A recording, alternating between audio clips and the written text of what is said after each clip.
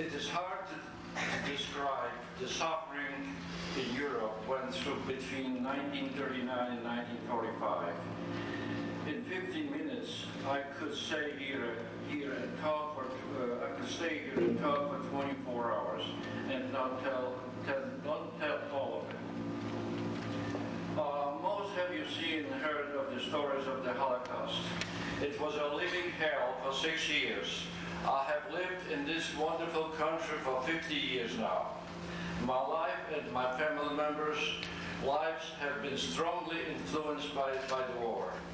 It is not with me at all the time anymore, but today is Yom HaShoah, and it's fitting that I should speak about my past.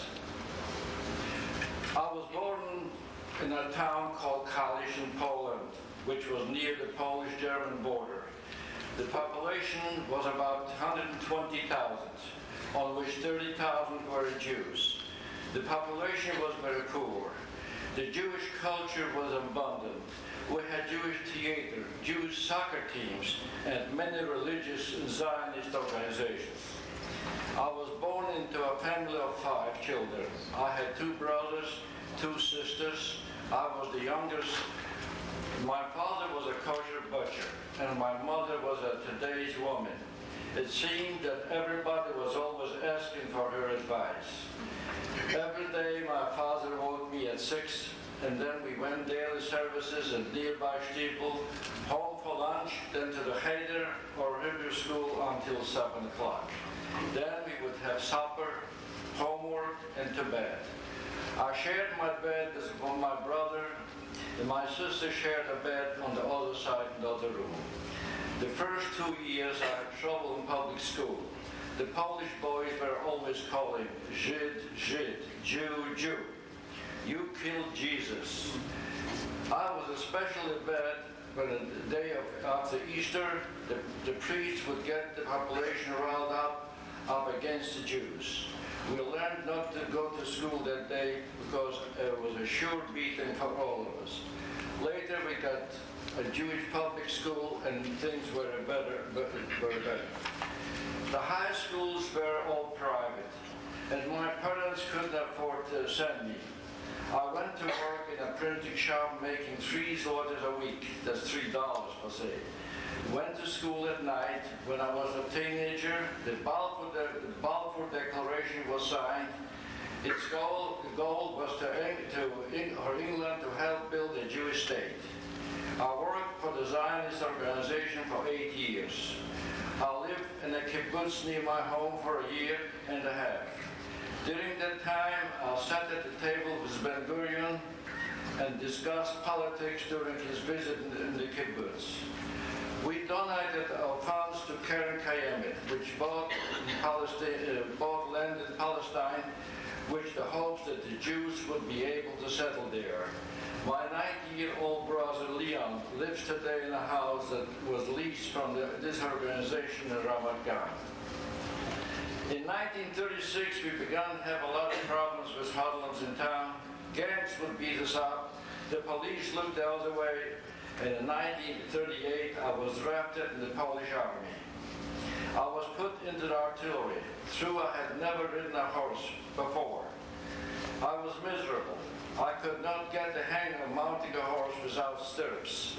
I had practice every night in the stables until I finally got the hang of it. When Passover came, I sneaked away and went to the Seder to my parents' house. On my return, I got caught by my Jewish sergeant.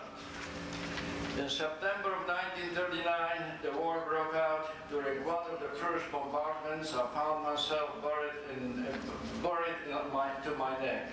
A bomb had exploded very near me. Luckily, someone saw me and pulled me out. We were overrun by capture fairly quickly, and we were taken to Germany as POWs, to Stalag 2A. We worked on a farm for a year, still wearing Polish army uniforms. At the end of 1940, an order came to separate all the Jewish soldiers and send them back to Poland. After 3 days on a cattle train, we ended up in Lublin, Poland. The Germans opened up camps. They took our army uniforms, gave us rags to wear. We were now 12,000 Jewish civilians.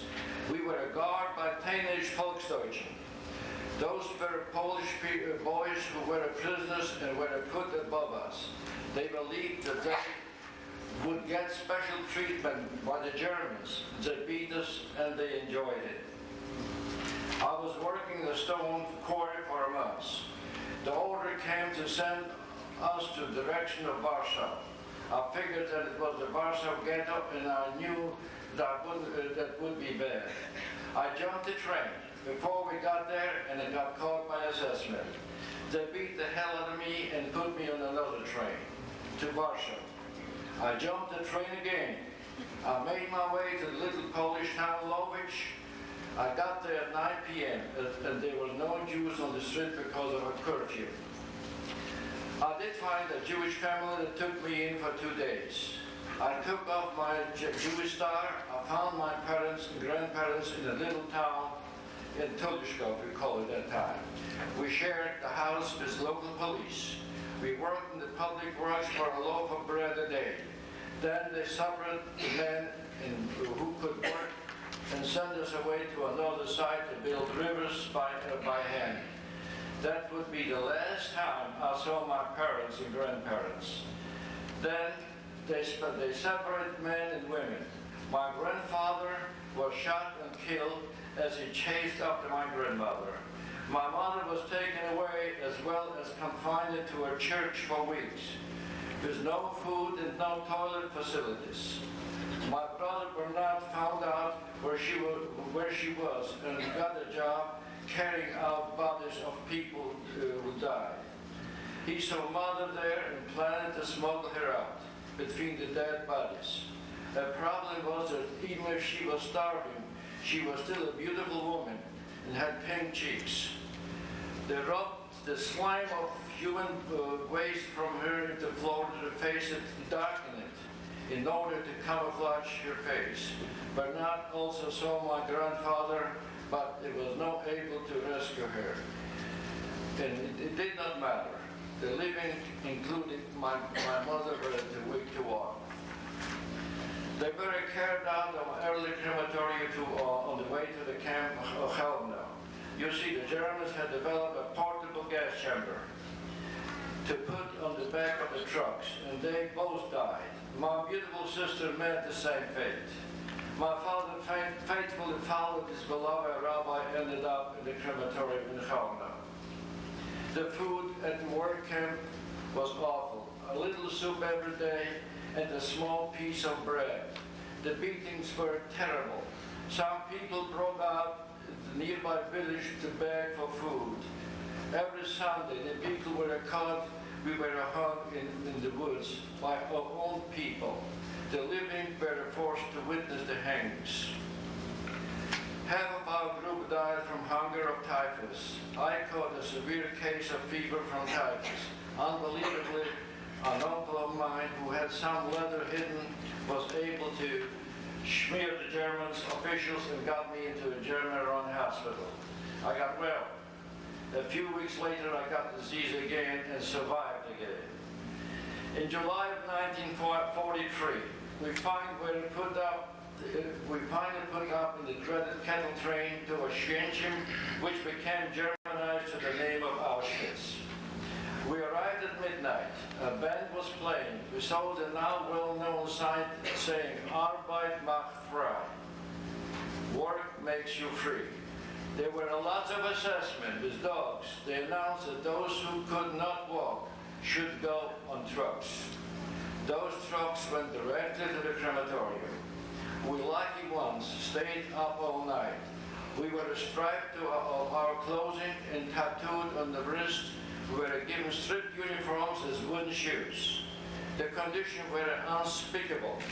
Beatings by the couples, starvation, up at 5 o'clock, and then standing in formation to be counted. A little black coffee and work all day, moving steel plates from one spot to another and back again. Sleep, if you can call that. That was the wrecks with inmates sandwiched like sardines. The stench was horrible. 200 meters away was the crematorium. Smoke was always in your eyes. We could not believe that this was a place where they burned people. Nothing grew there. No trees, no grass, no birthing leaf. When you got up in the morning, you would see people lying near the electrified fence having committed suicides. 3 times I found myself in long lines pacing our 4 doctors. We would pass the doctors and we passed one would point left or right. To the left meant you would go straight to the crematorium. To the right meant you would go through this again. One of the doctors I found was a dibber, Dr. Mengele. How well we remember him. Maybe you heard about him. I did. I saw him personally. He saved my life. My job there was to work at the coal mine. Part of my job was to carry out dead workers who had been killed from falling rock. We carried the bodies out of our shoulders. I was lucky that my job was an elevator operator. It was a great job. Because of that, I was able to make the 4-hour marches each day, and from the barracks in the cold. During the marches, we were chained. This went on until January of 1945. There was an air raid, half of the inmates were killed. I was again very, very lucky to have survived. It was not much of a camp anymore. The same morning, the assessment got us together to begin the well-known Dead March toward Germany. The Russians were closing in from the east. We marched for several weeks in the snow, without food, sleep. Many walked barefooted, without much clothing. I had traded for a amazingly a pair of boots and some schmutters that I wrapped around my waist. Each day, I used part of the rags to dry my socks. Now let other part dry for the next day. I had bribed the guards with some goods I had stolen from the canteen. That's the only way you could survive. If I had never come across an honest guard, I would have been shot on the spot. During the march, hundreds of inmates walked away from the column and were shot.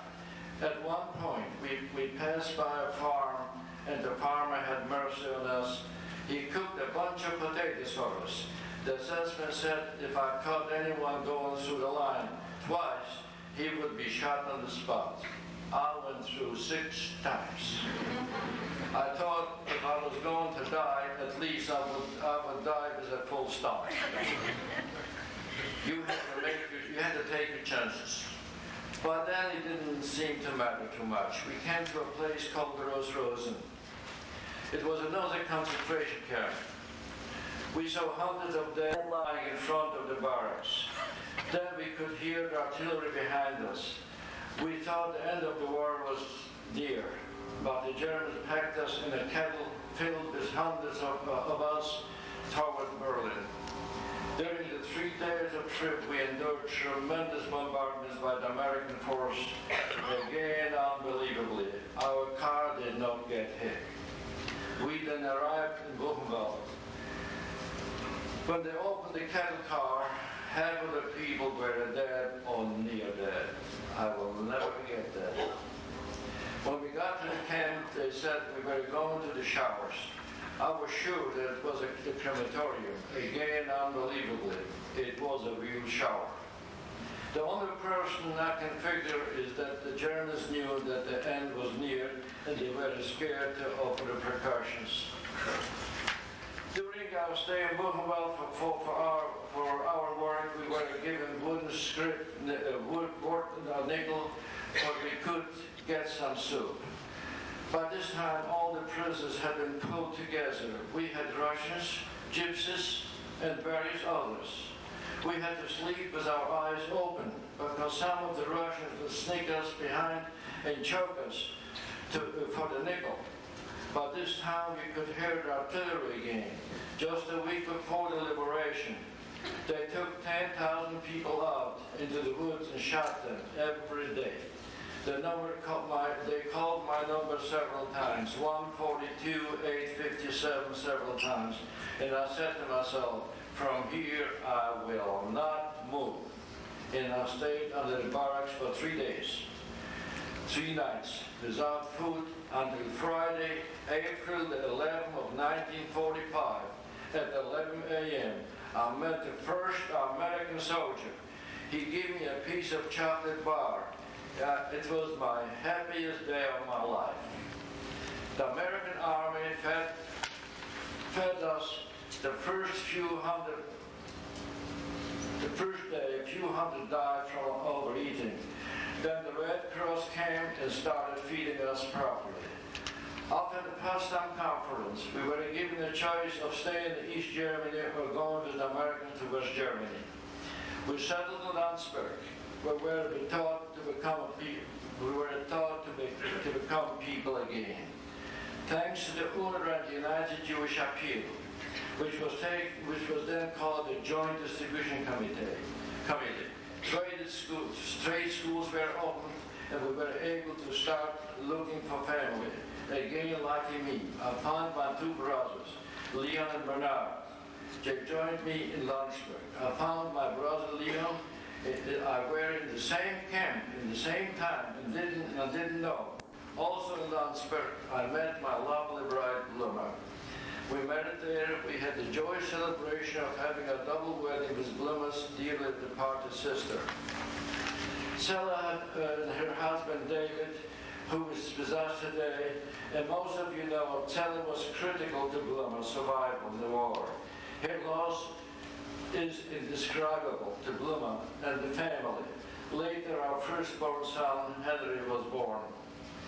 We were settled in Colombia, New Orleans. My dream came true. I had all the bread I wanted. I was dreaming for 5 years if I ever could have a loaf of bread in my hand. And that's been going on for 5.5 years. And finally, my dream did come true. And I had a loaf of bread in my hand. We were lucky enough to be together with Sella and her family, and also our dearest friend, Benny Yaja Stern, the desert. Together we learned the American ways of language, sort of, eventually prospered in this wonderful community. The Jewish and the Gentile communities were wonderful to us. I think the American people are the greatest people in the world. Eventually my son Carl and daughter Esther were born here, and with their spouses and our 7 grandchildren. We live a wonderful life together in Colombia. If you will allow me for a few minutes, I would like to quote from Mark Twain. He wrote, and the statistics are right. The Jews constitute but 1% of the human race. Properly, the Jew ought hardly to be heard of, but has always been heard of. He is prominent on the planet as other people, and his commercial importance is exorbitantly our proportion of the smallest of his bulk. His contribution in the world lists the great names: literature, science, art, music, finance, medicine, abstruse learning, are also a way of proportion of the weakness of his numbers. He made a marvelous fight in the world, in all ages, and he has done it with his hands tied behind him. All things are mortal, but the Jew. All things are mortal, but the Jew. All other forces pass, but he remains. What is the secret of his immortality? End of quote. I speak now to the young people in the audience. I do not profess to know all the secrets of Jewish immortality, but I do know that we have survived in part due to our tremendous ability to keep our traditions and culture alive. We should let Hitler and the Germans win we should not let Hitler and the Germans win even today. Why should? We chance that our loved ones might have died in vain. Do your part. Practice your religion Enjoy and take part in your culture. It's a proud one. Marry someone Jewish. Remember, Am Yisrael Chai, the nation of Israel lives. Thank you.